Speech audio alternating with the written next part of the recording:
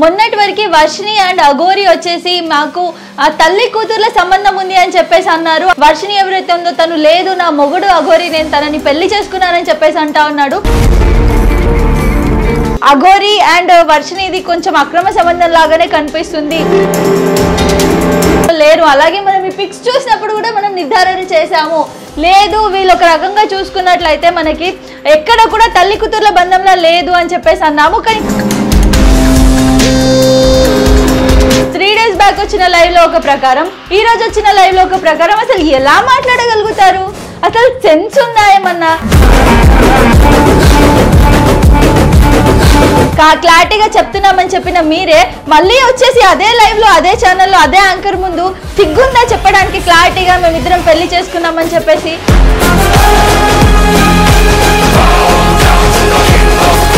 శ్రీనివాస్ అనే వ్యక్తిని నేను డైరెక్ట్ గా అడుగుతున్నాను, ఎంతమందిని మోసం చేస్తారు? ఇంకా ఎంతమందితో ఇలా డబ్బులు తీసుకుంటారు? ఎంతమంది అమ్మాయిలతో ఇలా చేస్తారు? ప్రూఫ్స్ ఉన్నాయా అంటున్నారు. ఆల్రెడీ వర్షిని మనకు ఒక ప్రూఫ్ ఉంది. మన కేసుకి సంబంధించి ఒక ప్రూఫ్ నేను క్లారిటీగా చూపించాను విత్ ఎఫ్ఐఆర్ తో సహా.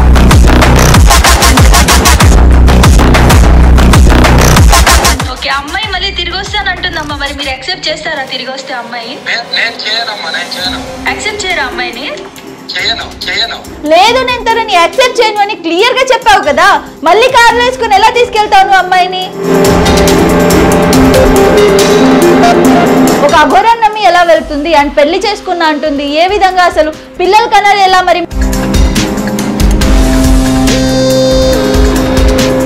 అసలు అఘోరి అనేటోడు ఎక్కడ ఉండాలి? హిమాలయాస్ లో ఉండాలి. అఘోరి అనేటోడికి ఫీలింగ్స్ ఉంటాయా? అఘోరి అనేటోడు తాళి కడతాడా? అఘోరి అనేటోడు ఇంతమందిని మోసం చేస్తారా?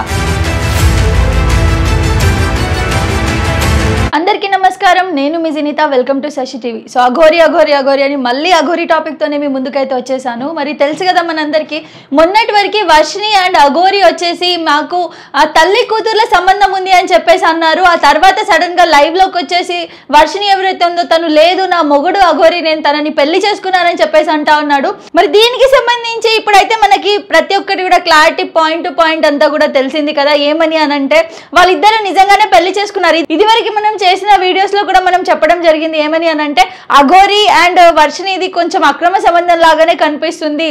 తాళి కట్టడం, వాళ్ళ అన్నయ్య విష్ణు గారు చెప్పిన ప్రకారం కలిసి ఉండడం, తనకి గోల్డ్ చైన్ ఇప్పించడం, ఇదంతా చేయడం కూడా మనకి క్లారిటీగా అర్థమవుతుంది వాళ్ళు తల్లి కూతుర్ల బంధంలో లేరు. అలాగే మనం ఈ పిక్స్ చూసినప్పుడు కూడా మనం నిర్ధారణ చేసాము, లేదు వీళ్ళు ఒక రకంగా చూసుకున్నట్లయితే మనకి ఎక్కడ కూడా తల్లి కూతుర్ల బంధంలో లేదు అని చెప్పేసి అన్నాము. కానీ కాదు, కొన్ని విషయాల్లో అఘోరి కూడా మనం మాట్లాడినప్పుడు ఏమన్నాడు, లేదండి మా తల్లి కూతుర్ల బంధమే. సేమ్ ఛానల్లో సేమ్ యాంకర్తో ముందు వచ్చిన ఒక 3 days బ్యాక్ వచ్చిన లైవ్ లో ఒక ప్రకారం, ఈ రోజు వచ్చిన లైవ్ లో ఒక ప్రకారం అసలు ఎలా మాట్లాడగలుగుతారు? అసలు సెన్స్ ఉందా ఏమన్నా? మీరే చెప్పి మీరే ఎలా మాట మారుస్తున్నారు?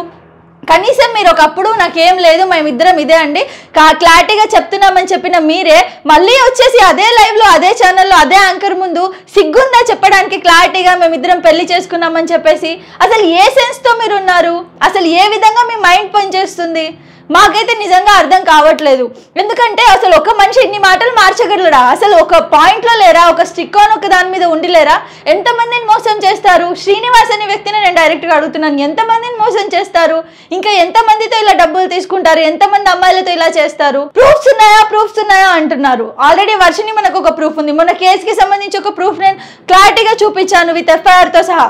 ఇంకా నెక్స్ట్ కూడా కొన్ని ప్రూఫ్స్ రాబోతున్నాయి మనకి క్లారిటీగా. సో ఎందుకు అసలు అమ్మాయిల మెంటాలిటీ కూడా మనం ఆలోచిస్తే ఎందుకు ఇలా ఉంది? అండ్ మొన్న కూడా నేను ఒక కాల్ రికార్డింగ్ కూడా నేను మీకు వినిపిస్తాను. ఆ కాల్ రికార్డింగ్ లో కూడా అఘోరి ఏమని చెప్పిందంటే, లైక్ ఎప్పుడు జరిగింది ఇదంతా అంటే, వర్షిని వాళ్ళ అన్నయ్య వాళ్ళు తీసుకొచ్చేసిన క్రమంలో నేను నార్మల్గా తను ఏడుస్తూ ఒక లైవ్ పెట్టింది. అఘోరి ఏడుస్తూ లైవ్ పెడితే నేను మాట్లాడాను, ఏంటి అసలు ఎందుకు ఇప్పుడు ఏం చేద్దాం అనుకుంటున్నారు, తను వదిలేసి వెళ్ళిపోయింది కదా అంటే, నాకు అసలు ఆ అమ్మాయితో సంబంధమే లేదు, అసలు తను ఎవరో కూడా తెలీదు అని అన్నారు. సరే ఇప్పుడు ఇంటికి వెళ్ళిపోయింది కదా, ఇప్పుడు నా లైఫ్ నేను మంచిగా లీడ్ చేసుకుంటా అని చెప్తుంది కదా, మరి మీ దగ్గరకు వస్తే మీరు యాక్సెప్ట్ చేస్తారా అని అడిగిన క్రమంలో, లేదు నేను తనని యాక్సెప్ట్ చేయను అని క్లియర్ గా చెప్పావు కదా, మళ్ళీ కార్లో వేసుకుని ఎలా తీసుకెళ్తావు అమ్మాయిని? ఏ ప్రూఫ్ తో తీసుకెళ్తావు? సరే పెళ్ళైంది అన్నావు, నీ దగ్గర ఏమైనా ప్రూఫ్ ఉందా పెళ్ళైనట్టు? ఒక ఫోటో ఉందా నువ్వు తాళి కట్టినట్టు? అసలు ఏం చేస్తున్నారు? సమాజానికి ఏం ఉపయోగం? అసలు ఏం చేద్దాం అనుకుంటున్నారు? మళ్ళీ అందులో మీరే చెప్తారు సనాతన ధర్మం కోసం మేము పనిచేస్తున్నాము, సనాతన ధర్మాన్ని కాపాడడానికి చేస్తున్నాము అని చెప్పేసి. ఏ విధిగా ఎక్కడ చూసినా ఇప్పుడు పెద్ద పెద్ద వాళ్ళే ఉన్నారు, మంచి మంచి వాళ్ళు సనాతన ధర్మం అని నిజంగా జెన్యూన్ గా పోరాడుతున్నారు. ఒక మందిరం కట్టాలి, ఏదైనా తిరుపతి ఇష్యూ అయినప్పుడు కూడా తిరుపతి లడ్డు గురించి కానివ్వండి ప్రతి దానికి వచ్చి బయట చెప్తూ ఉన్నారు. అలాంటి క్రమంలో మీరు ఏం ఇస్తున్నారు సొసైటీకి మెసేజ్ అన్నది అయితే నాకు క్లారిటీగా అర్థం కావట్లేదు. అందులో అఘోరిది నేను ఒక రికార్డింగ్ వినిపిస్తాను. తను క్లియర్ గా చెప్పింది నాకు వర్షినితో ఎలాంటి సంబంధం లేదు అని చెప్పేసి. అండ్ ఇప్పుడు తను మళ్ళీ వర్షిని తీసుకొని వెళ్ళిపోయింది. సో ఈ కాల్ రికార్డింగ్ విన్నాక మీకు క్లారిటీ వస్తుంది.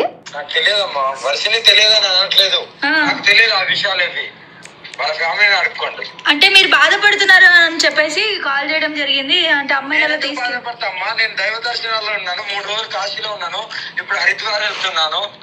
అంటే మీకేం అంటే మీ ఇప్పుడు సడన్ గా ఇన్ని డేస్ మీతో ఉండి వదిలేసి వెళ్ళిపోయింది కదా, ఇప్పుడు ఏం అనిపించట్లేదా మీకు? మరి నాకెందుకు అనిపిస్తుంది?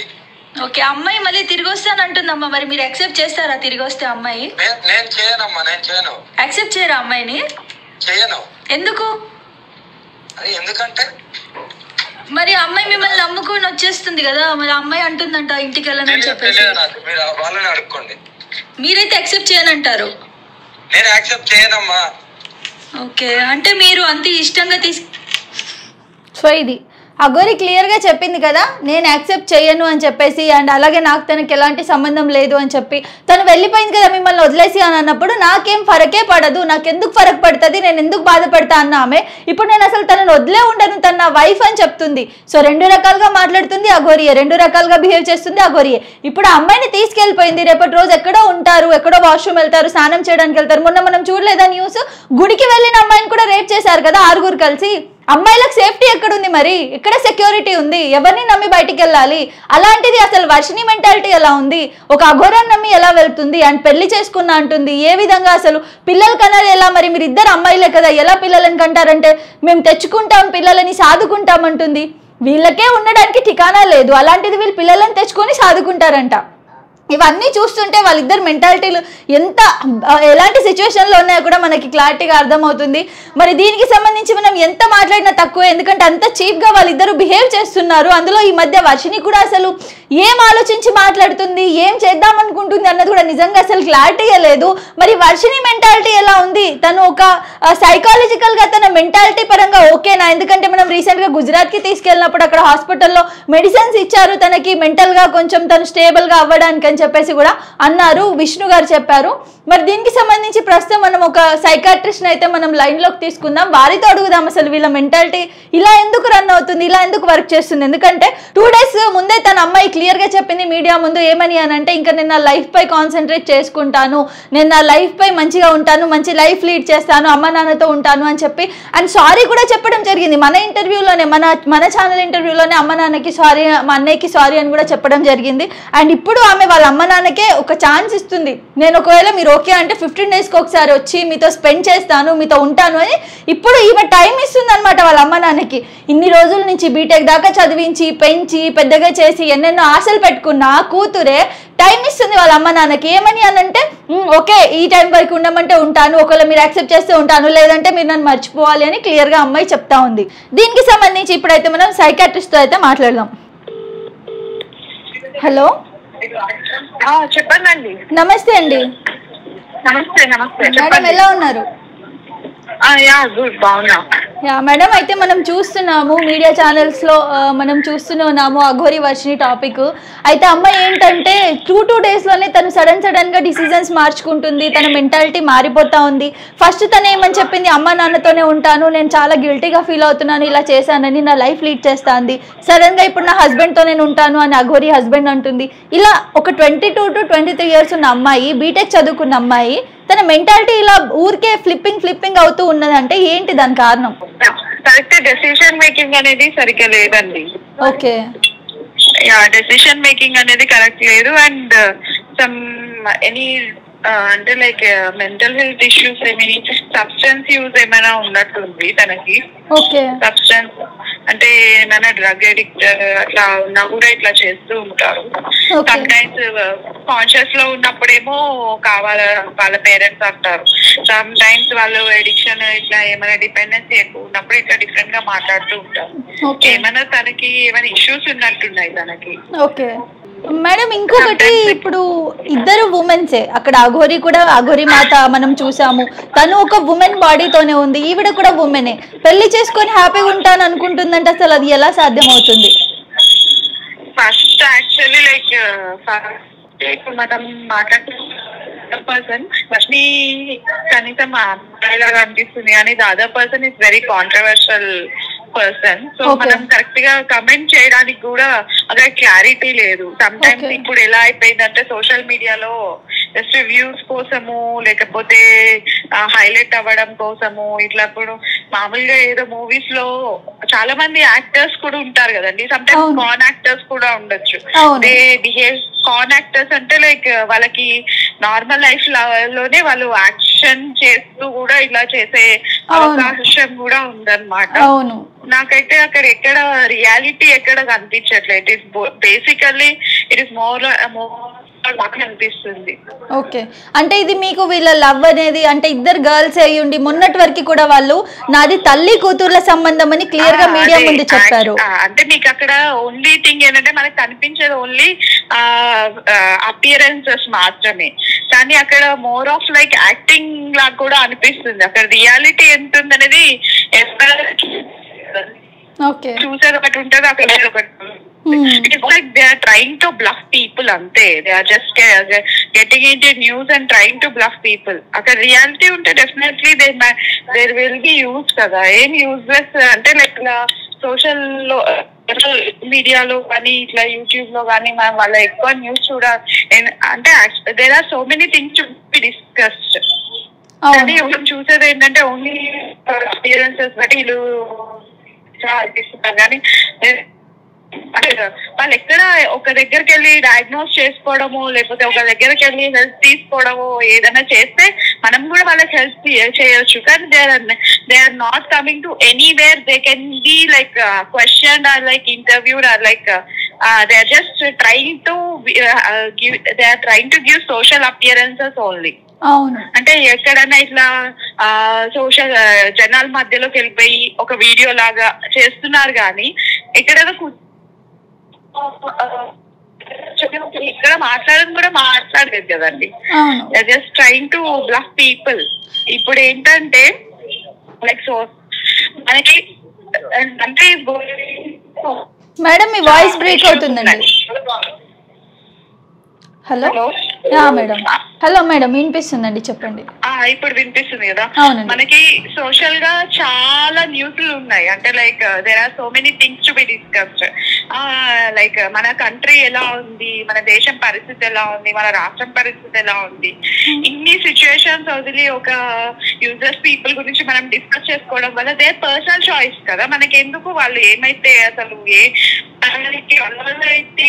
ఉంటది కదా డూయింగ్ ఎనీ సోషల్ కానీ లేకపోతే any health any use for the society. No, there is no such thing. They are just creating mess. So ma'am అదే వాళ్ళ వల్ల మనకి ఎలాంటి ఉపయోగం లేదు, వాళ్ళ వల్ల మనకి యూజ్ లేదు. బట్ వాళ్ళు ఏం చేస్తున్నారంటే సనాతన ధర్మాన్ని యూజ్ చేస్తున్నారు. సనాతన ధర్మాన్ని కాపాడుతాము అనే వీళ్ళు ఇలాంటి పనులు చేస్తే ఏం ఉపయోగం అన్నది మన ఉద్దేశం. యా, సో ఇప్పుడు మనం నిజంగానే పీపుల్ యాక్చువల్లీ మనము రిలీజియస్ మ్యాటర్స్ లోకి వెళ్తే, రిలీజియస్ థింగ్స్ లోకి ఒకసారి డిస్కషన్ లోకి వెళ్తే మన ప్యూరిటీ కూడా అంతే ఉండాలి. ఇంత చంచలమైన స్వభావము అంటే ఒక నిమిషం ఇంకొకటి చెప్పుకుంటూ అబద్ధాలు చెప్పుకుంటూ లేకపోతే మనుషులు మోసం చేస్తే వాళ్ళకి ఏమొస్తుందండి? Religious doesn't teach that kind of behaviour కదండి. ఎక్కడ డిస్ట్రక్షన్ కానీ మనుషుల్ని నాశనం చేయడం కానీ ఇక్కడ మనం ఎందుకు అనుకోవాలి? వాళ్ళు చెప్పింది నిజము కాదు, అబద్ధాలు చెప్పుకుంటూ టైం పాస్ చేస్తున్నారు. అలాంటి వాళ్ళని మనం ఎందుకు అంత ఇంపార్టెన్స్ ఇవ్వాలి? అవసరం లేదు కదా. అవసరం లేదు. వాళ్ళందరూ ట్రైంగ్ టు బ్లఫ్ పీపుల్. మనుషుల్ని మోసం చేస్తున్నారు. మోసం చేయకంటే గొప్ప హెల్ప్ ఏమైనా చేస్తున్నారా చెప్పండి? వాళ్ళకి భోజనాలు పెడుతున్నారా? హెల్త్ చూస్తున్నారా? ఏం చేస్తున్నారు వాళ్ళు? ఏం చేయట్లేదు. సోషల్ గా వాళ్ళు అపియరెన్స్ ఇచ్చుకుంటూ బయట ఏదో మాట్లాడుతూ ఎక్కడైనా నిజంగా వాళ్ళకి హెల్త్ ఇష్యూ ఉంటే ఒక మెంటల్ హాస్పిటల్కి వచ్చి ట్రీట్మెంట్ తీపించుకోమనండి. ఫ్రీగా ఇచ్చే గవర్నమెంట్ హాస్పిటల్స్ కూడా ఉన్నాయి. వాళ్ళ దగ్గర డబ్బులు ఉంటే నిజంగా ఒక ప్రైవేట్ హాస్పిటల్కి వెళ్ళినా చూపించుకోండి, ఎక్కడా చూపించుకోరు. వాళ్ళు only social appearances, bluffing people, views కోసం మాత్రమే, అంటే డైవర్ట్ చేయడానికి కూడా ఇలాంటి వాళ్ళు బయలుదేరుతున్నారండి. వాళ్ళని అసలు నిజంగా చెప్పాలంటే I don't feel what they are. అంటే వాళ్ళు నేమ్ చేసుకునేది, వాళ్ళు కనిపించేది ఒకటి, వాళ్ళు చేసేది ఒకటి. వాళ్ళు they are just con actors. అవునవును, వాళ్ళు చేసేది ఏంటంటే యాక్టింగ్ మాత్రమే అండి, యాక్టింగ్ మాత్రమే. వాళ్ళ పర్సనల్ లైఫ్ ని వాళ్ళు బయటకి ఎందుకు చెప్పాలండి అసలు? అవును, ఎందుకు చెప్తున్నారు? వాళ్ళ గురించి ఏమైనా ఉపయోగం ఉందా చెప్పండి? అవును, ఏం లేదు. దేశం ఎంత పరిస్థితి, ఏ పరిస్థితిలో ఉన్నా కూడా మనం ఇలాంటి వాళ్ళ గురించి మాట్లాడుకోవాల్సిన కర్మ పట్టిన టైంలో ఉన్నాం. అలాంటి వాళ్ళ గురించి మనం అసలు అవసరం లేదు.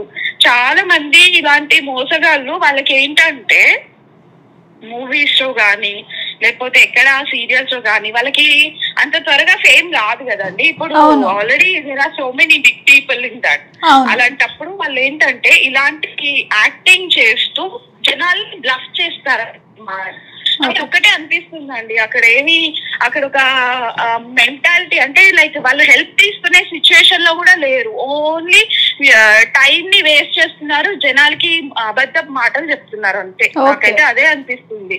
వాళ్ళ మెంటాలిటీ నిజంగా వాళ్ళ గురించి రియల్ గా అంటే ఇప్పుడు మనం రిలీజన్ గురించి మాట్లాడుకోవడానికి కూడా ఏముంది చెప్పండి? ఏం గొప్ప పనులు చేశారు? అవును, ఏం గొప్ప పనులు చేయలేదు. ఇప్పటిదాకా కనీసం ఎక్కడైనా పూజలు కూడా చూడలేదు నేనైతే.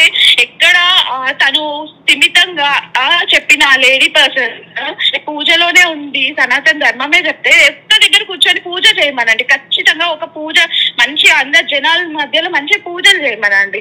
ఎవరికైనా ఉపయోగపడదు కదా, అదైనా ఉపయోగపడదు. ఒక కొబ్బరికాయన కొట్టమనండి చక్కగా.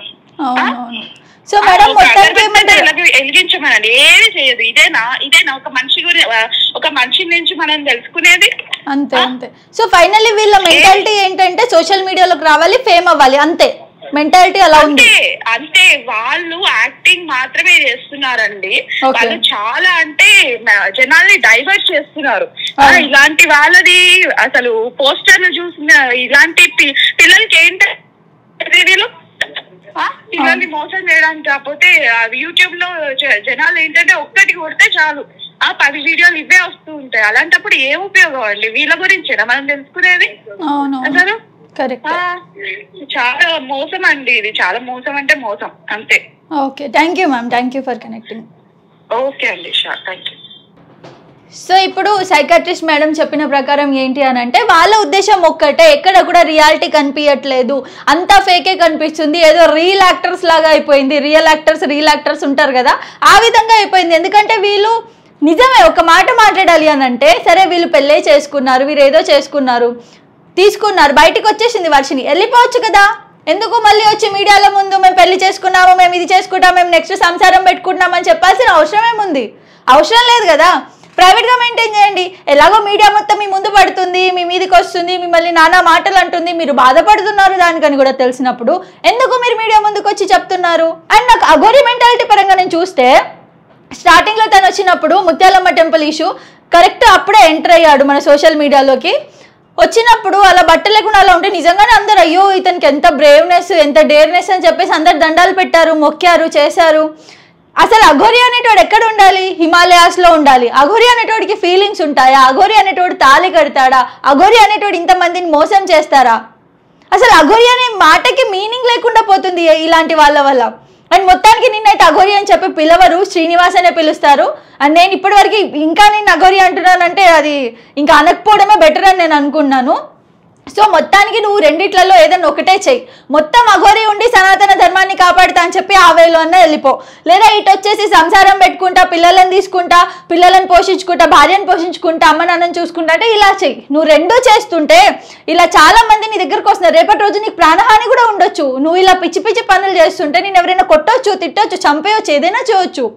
సో నువ్వు కూడా ఫర్దర్ గా ఆలోచించు. సనాతన ధర్మం అని చెప్పేసి ఇక్కడ ఇది చేస్తూ పూజలు చేస్తూ, ఇప్పుడు నేను మళ్ళీ మల్లికార్జున స్వామి టెంపుల్ వెళ్తున్నా, ఆటో టెంపుల్ వెళ్తున్నా, ఇది చేస్తున్నా, ఇక్కడ పోతున్నా, కేదార్నాథ్ పోతున్నా, ఇలా చెప్తూను ఆ దర్శనాలన్నీ చేసుకుంటూ ఇక్కడ సంసారం చేసుకుంటూ ఇక్కడ ఒక అమ్మాయికి తాళి కట్టేసి అఘోరీలు అనేటోళ్ళు అసలు పెళ్ళెందుకు చేసుకుంటారు? నిజంగా నువ్వు ఒక టార్గెట్ మీద వస్తే ఆ టార్గెట్ ని పూర్తి చేయు. మళ్ళీ మధ్యలో నీకు అన్నీ వచ్చి ఏదైనా డిస్టర్బ్ చేసేస్తే అటువైపు ఎందుకు అడిక్ట్ అయిపోతున్నావు, అటువైపు ఎందుకు వెళ్ళిపోతున్నావు, ఎందుకు నీది చేంజ్ అయిపోతుంది రూట్ అనేది? ఒక దారి నువ్వు వేసుకున్నావు, వెళ్ళాలి సనాతన ధర్మం శివయ్య అని చెప్పేసి, నువ్వు అదే రూట్లో వెళ్ళు. మధ్యలో వచ్చి ఇటు అమ్మాయి కనిపిస్తే ఇటు పోయి, అటు డబ్బులు కనిపిస్తే అటు పోయి, ఇటు ఫేమ్ కనిపిస్తే ఇటు పోయి, అన్ని అబద్ధాలు ఎందుకు? ఇంత చంచలతనం ఎందుకు?